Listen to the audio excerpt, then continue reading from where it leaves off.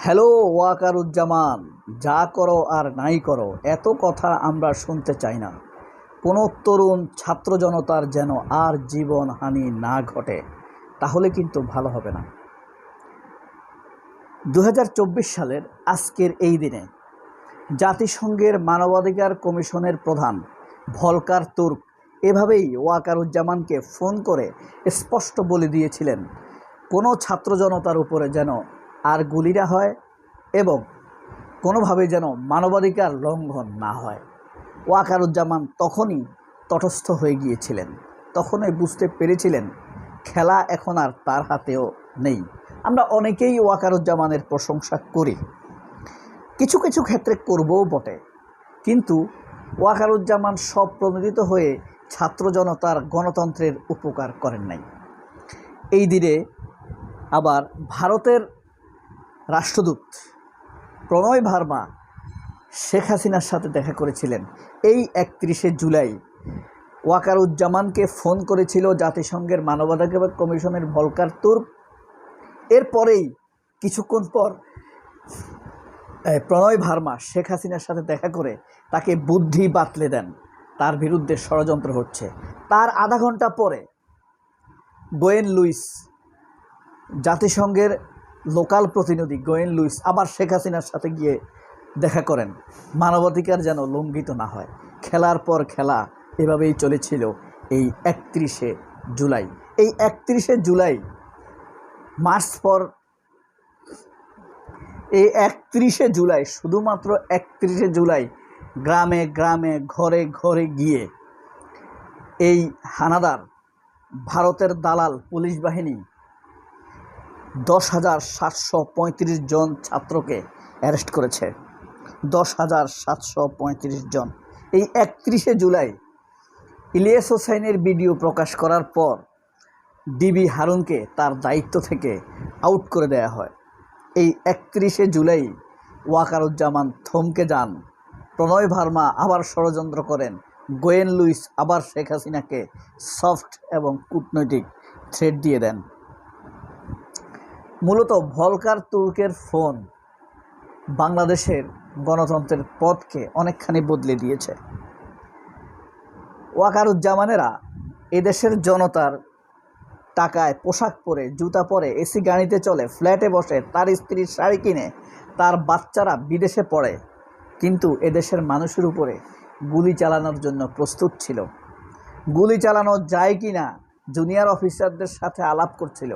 Junior অফিসাররা সায় দেয় নাই। কেন সায় দেয় নাই? কারণ জাতিসংঘের ইনকাম বন্ধ হয়ে যাবে শান্তি মিশনে।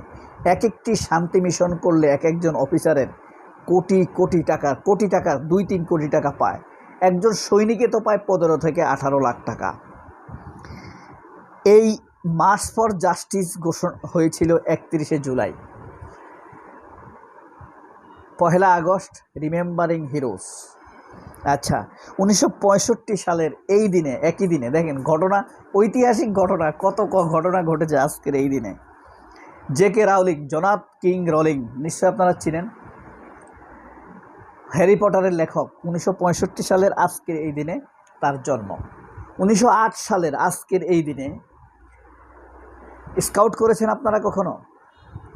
স্কাউটের জনক Robert Stephenson Smyth Lord Baden Powell of Gilwell এই স্কাউট আন্দোলন শুরু করেছিলেন 1908 সালের আজকের এই দিনে।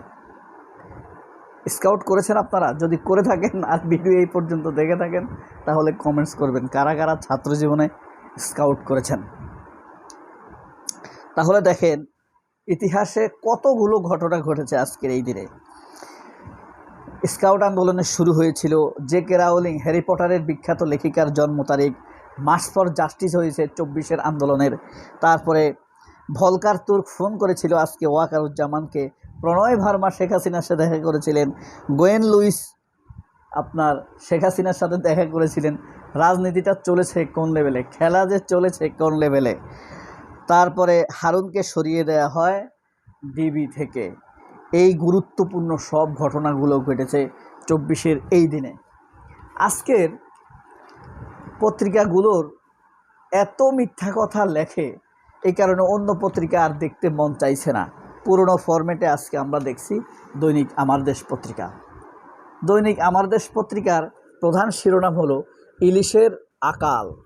তার চাইতে আমি যেটা দেখছি চরিত্রের আকাল।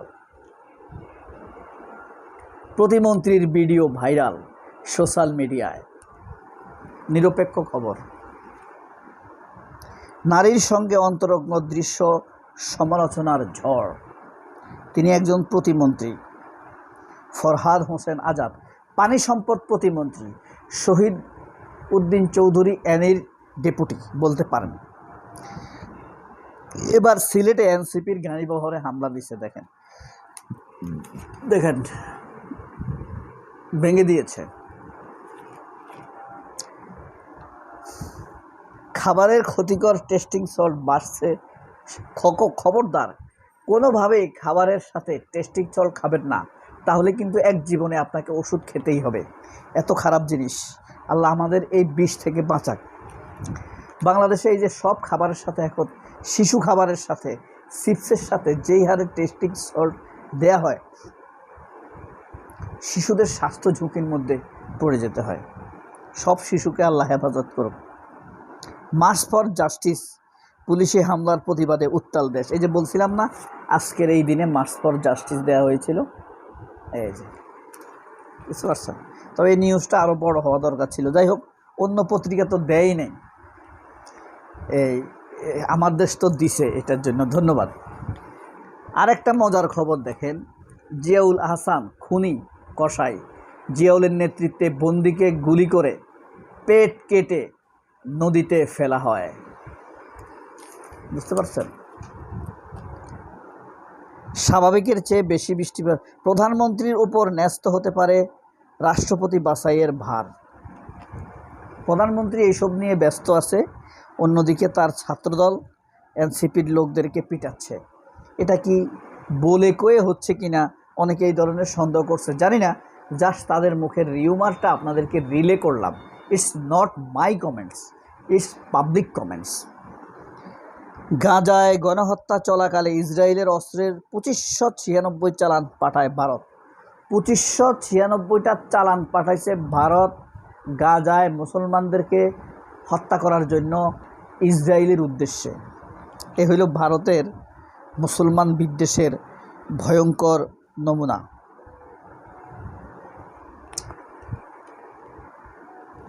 তারপরে আজকের, এখনও আছেন ভিডিওতে? যদি থেকে থাকেন বলেন তো রাষ্ট্রপতি কে হবে? কমেন্টসটা লিখুন, আপনার প্রেডিকশানটা দেখি কতটা এগোয়। সবাই অনেক ভালো থাকবেন। আল্লাহ হাফেজ, আসসালামু আলাইকুম।